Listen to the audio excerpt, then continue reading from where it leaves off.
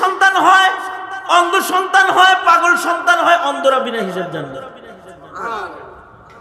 কারণ দুনিয়ার নিয়ামত থেকে তারা বঞ্চিত। জান্নাতি কাফেলা দুনিয়া দেখেই নেই। যদি কোন রকম ঈমান হিফাজত করে কবরে যেতে পারে, তাহলে জান্নাতের একটা ওয়াদা আছে। প্রতিবন্ধী যারা বিনা হিসাব জান্নাতে যাবে। পাগল সন্তান 80 বছর বয়স, 80 বছর পর্যন্ত পাগল ছিল, এক ওয়াক্ত নামাজ পড়ে নাই, শরীয়তের একটা হুকুম মানে নাই, আকল নাই, তো শরীয়তের মুকাল্লাফ নয়, বিনা হিসাব জান্নাতে যাবে। এ কারণে কারোর ঘরে প্রতিবন্ধী বাচ্চা জন্ম হইলে তাকে গালি দিতে নাই, এমন কথা বলতে নাই, খোদার গজব আইছে। না না না, গজব নয়, নিয়ামত আইছে, জান্নাতের একটা টিকিট পাইছে। এই বাচ্চা কষ্ট করে পালবে কোন রকম, এই বাচ্চাটা পিতা মাতাকে জান্নাতে বিনা হিসাব লয়ে যাবে।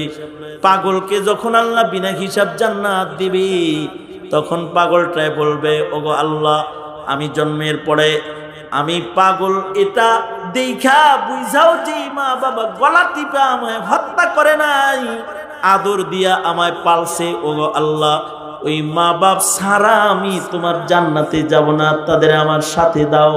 তো পাগল সন্তানরা পিতা মাতাকে বিনা হিসাব আল্লাহর জান্নাতে প্রবেশ করাবে।